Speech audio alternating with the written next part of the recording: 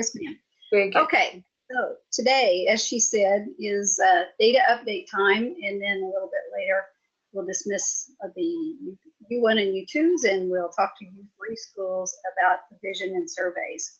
So, to begin with, we are going to talk about the main topic of November, or one of the main topics that needs to go on is updating your school improvement data. Many of you have done this before, so nothing new there. I don't believe we've had any changes. Amy, feel free to chime in if we have. The submission deadline for submitting the data is November 30th. The good news is this year we have a lot of our data already from iStep, so that's there and we're not waiting on that. So what is involved in the annual update data is, of course, achievement data. And that is, you'll remember different things. Some of it is auto-populated, courtesy of Amy. And so the ones with the bar graphs and most of the state tests, graduation rate, those types of things, those will be auto-populated. Anything that we can get directly from IDOE, Amy drops in there. Saves you a lot of time, and we sure appreciate that. We also have what we ask for within school populated data. ASA has some data fields that when you go into the inner edit, you will find those. And then you have the option to put in extra data with a school created table. And Amy will talk to you a little bit about those as well here in just a bit. The other type of data that you'll be putting in will be the root cause point person's job with. For all schools, you'll be putting in your ASA root cause short answer questions. I know that you did that last year, and several of you have done it for many, many years, but always go back and check and update because you're looking at the current school year in most cases, sometimes the school year previous. So you'll want to be sure and at least go through those questions and update anything that needs to be updated. As far as the turnaround principles, we have that aligned through that temporarily because we're still kind of wondering about that.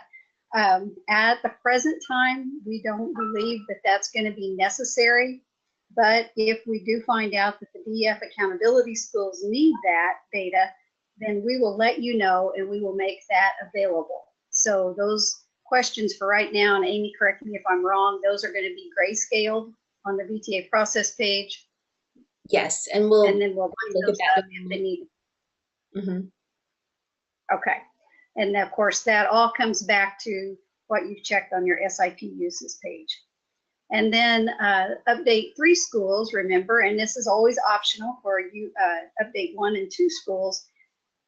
Update 3 schools, this is your root cause survey year. So you will be doing the surveys again with students, parents, teachers, and the community, getting a lot of valuable information. So we'll be talking about that here in just a bit as well. So let's take a look at this online. I'm logged in as a real school, and you can see, I hope you can see, Tina, can you confirm that you're seeing the VTA process? Yes. Okay. That's it. Great. So we have the process for the update data section, and you'll see that the first thing is updating achievement data. And I open that up. It shows me all the SI2 required charts. And the school has got a jump on it for the 2016-17 data, putting in filling in those charts, one to go, it looks like. And we'll go back. And I just want to show you on the report,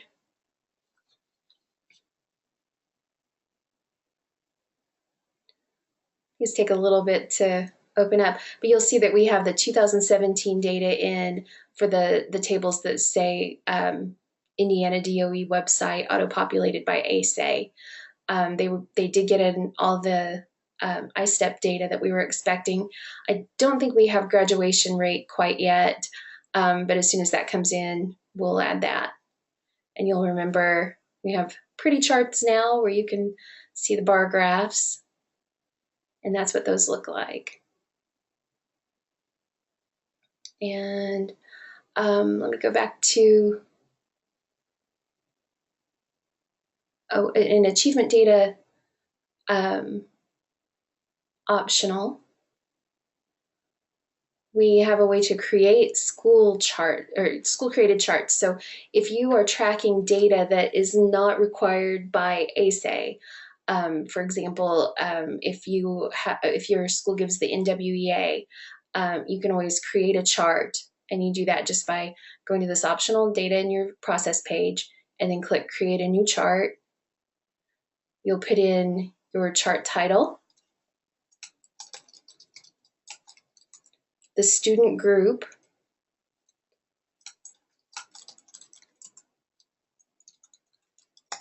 the benchmark, the data source,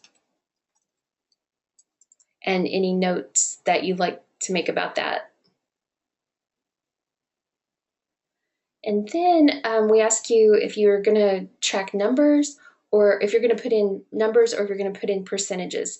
Some companies, when they give you your data, give you numbers, some give you percentages. So we give you the option here. We'll say numbers on this one. And then we ask, what type of chart do you want to create? A top chart with the criteria, course, and standard at the top, or a side chart? These are usually not disaggregated by student groups. So we have examples. That's a top chart. And you see our student groups down the side, and then the number in the student group and the criteria at the top, or a side chart. Oops. And just show example. And this would be an example of the side chart where you have your standards down the side and then the numbers. So let's say that we're going to create a top chart. And will the number of students being evaluated be the same or different for each criteria? We're going to say this, again, we can see our examples. So in the first one, the total of students is always the same. And in the second one, the total of students can be different for each criteria. We'll go with the same student number. And then we'll put in our criteria.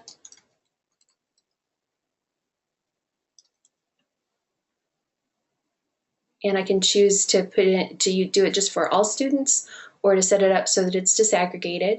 And of course, we love data, disaggregate if we can. And I save and continue.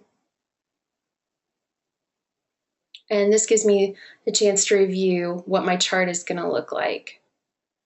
And also to say that what year it starts with. So if I wanted to start with 2016-17, if I had results from last year, I could do that, or I can start with the current year. And then I create my chart. After I create my chart, I have the option to create another chart, to return to my list of charts, or to enter data into the chart. And you enter data just like you would any other chart. We'll return to our list. And now I see in my school created charts, I should see my school created chart here. I must have missed a step. Doesn't look like it.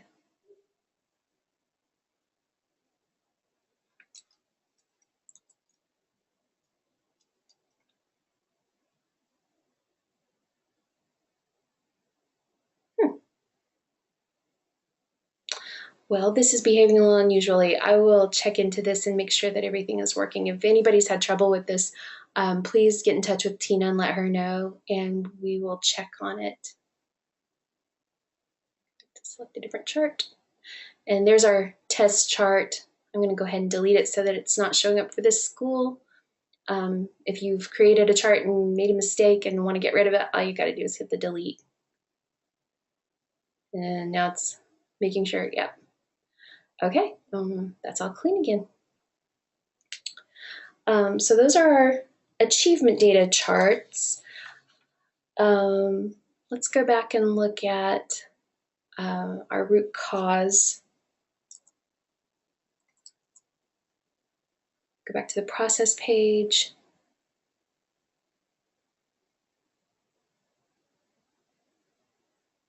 and scroll down to update data. And the first one is going to be the root cause self-study for ASA. You'll notice that the turnaround, that is now one of the gray ones. That means that it doesn't apply to my school right now.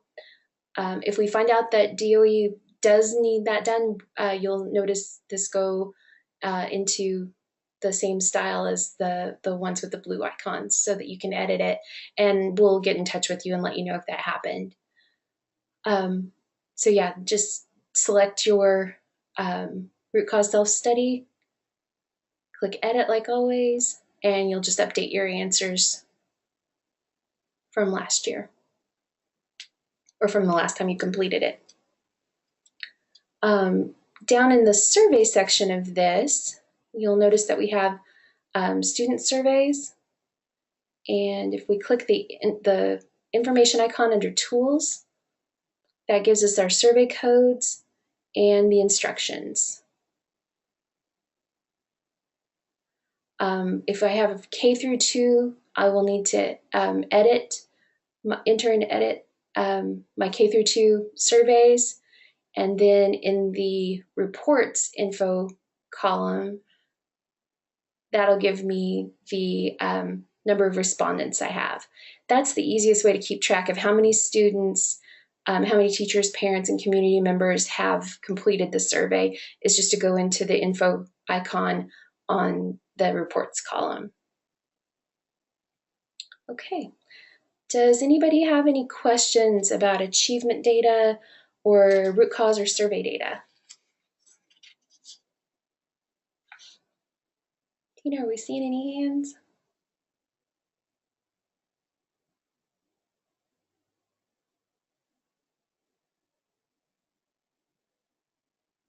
Not seeing any questions right now. Let me see if I've seen any hands. Nope, no hands. Okay. I believe they've got it. Yeah, I'd say. And if you ever have any questions later, just let me know. Yeah. Speaking of, yeah, if you have any questions, always let Tina know.